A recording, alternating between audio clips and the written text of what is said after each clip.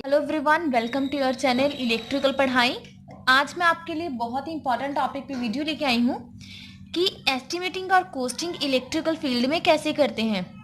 ये स्टेटमेंट है, ये एस्टिमेटिंग का सब्जेक्ट अगर आपको है तो उसके लिए बहुत ही इंपॉर्टेंट क्वेश्चन रहेगा आपके लिए। बहुत ही ईजी ट्रिक्स के साथ मैं आपको समझा दूंगी। चलिए टाइम ना वेस्ट करते हुए स्टार्ट करते हैं। देखिए यहाँ पे जैसे स्टेटमेंट है कि मैंने स्टेटमेंट में जो भी चीज़ें इंपॉर्टेंट है मैंने उसे हाईलाइट कर दिया है। यहाँ पे स्टेटमेंट में आपको सब कुछ बताया होगा कि आपको कितने मीटर का रूम है या कितना रूम का एरिया है, वो आपको बताया होगा, जो कि जिसके अकॉर्डिंग आपको ड्राइंग बनानी है आगे। और इसमें जो भी चीज़ें हमारी इंपॉर्टेंट हैं वो हम साइड पे लिख लेंगे, जो भी हमने रूम में लगानी है, ठीक है। और इसके सिंबल्स क्या हैं, जो भी इक्विपमेंट्स आपको लगाने होते हैं तो प्लीज़ आप उसको साइड पे लगा लीजिएगा, एक बार देख लेना है आपको, जिससे कोई भी मिस ना करे, क्योंकि मिस करने से क्या होता है हमारी मार्किंग जो होती है वो नेगेटिव में चली जाती है। तो वैसे ही मैंने जो भी हमारे इक्विपमेंट्स लगाने के लिए कहा था वो मैंने यहाँ पे साइड पे बना दिए हैं। और इसमें एक और चीज़ स्टेटमेंट में हमें बताई गई है कि रूम में हमने कोई भी मेन स्विच बोर्ड नहीं लगाना है, उसकी जो वायरिंग है, फेज, न्यूट्रल, अर्थ जो भी है वो साथ वाले रूम से आ रहा है, ठीक है। जिस अकॉर्डिंग एरिया था उस अकॉर्डिंग मैंने यहाँ पे एरिया ले लिया है। और डोर जरूर बनाइएगा क्योंकि यहाँ पे एक रूम है, इससे क्या होता है हमारी ड्राइंग और भी ज़्यादा अट्रैक्टिव लगती है। और यहाँ पे हम बात करते हैं हमारी सेकेंड ड्राइंग की, जिसमें हमने लोकेट कर लिया है कि हमें लैंप कहाँ पे लगाना है, फैन कहाँ पे लगाना है और ट्यूब कहाँ पे लगाना है। आप इसको अपने अकॉर्डिंग बना सकते हो। ये वो क्वेश्चन है जिसमें आपका कोई भी टीचर आपकी मिस्टेक नहीं लगा सकता है, क्योंकि ये एस्टीमेट है। कोई भी व्यक्ति अपने अकॉर्डिंग एस्टीमेट लगा सकता है, कहीं से भी उसे स्टार्ट कर सकता है, कहीं भी स्टॉप कर सकता है। यहाँ पे क्वेश्चन आता है कि डोर के पास ही हमेशा स्विच बोर्ड क्यों लगाते हैं। जैसे रात होती है तो हमें जैसे रूम में एंटर करना है तो साथ ही हमारा स्विच बोर्ड पे हाथ पड़ जाए, इसीलिए हम स्विच बोर्ड जो होते हैं वो डोर के साथ ही लगता है। और इस ड्राइंग में एक चीज़ शो हो रही होगी, जैसे आपको 0.5 मीटर, मैंने सब चीज़ें 0.5 मीटर सीलिंग से नीचे ली हैं। उसका मेन रीज़न क्या है, जैसे कि यहाँ पे मैंने ड्राइंग बनाई हुई है उसके लिए भी, कि यहाँ पे देखिए जैसे हमारे साथ ही में सीलिंग है, अगर हम इसको ऊपर ही साथ ही में लगा देंगे तो क्या होगा कि लैंप की जो एनर्जी है वो सारी ऊपर की तरफ वेस्ट हो जाएगी, जो कि हमें नीचे फोकस करवानी होती है।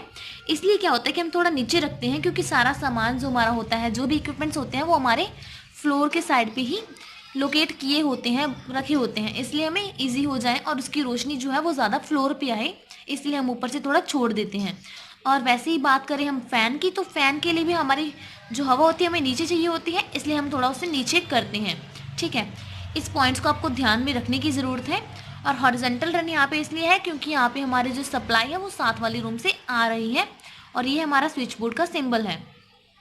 और अब हम बात करते हैं इसकी पूरी ड्राइंग की। जैसे कि मैंने यहाँ पे रूम स्ट्रक्चर बना दिया है, इसमें हम बात करेंगे सबसे पहले हमारी जो कंडुइट है वो कितना यूज़ होगा, फेज वायर, न्यूट्रल वायर कितनी यूज़ होगी और अर्थ की वायर हमारी कितनी यूज़ होगी। इस डायग्राम को आप चाहे स्क्रीनशॉट ले सकते हो, जिससे हमें आगे स्टार्ट करने में ईजी हो जाएगा। सबसे पहले क्या जो जो हमने अज्यूम किया है, जैसे हमें सिर्फ क्या यहाँ पे क्या लगा हुआ है कि हमारी हमें उन्हें दिया है, हमें लेंथ दी है और हमें ब्रेथ दी है।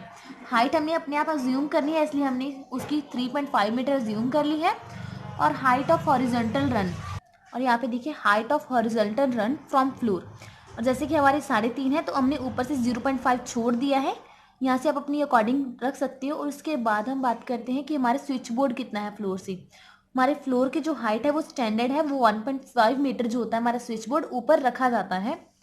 और उसके बाद हमारी लाइट एंड ट्यूब की जो पॉइंट है वो सीलिंग से कितना नीचे है, वो सभी की सभी तरफ जो हमारे हैं 0.5 मीटर हमने नीचे रखनी है, जिसका मैंने रीज़न ऑलरेडी बता दिया है। और उसके बाद हम बात करते हैं हॉरिजॉन्टल और वर्टिकल रन की, जिसको हम HR और VR बोलते हैं।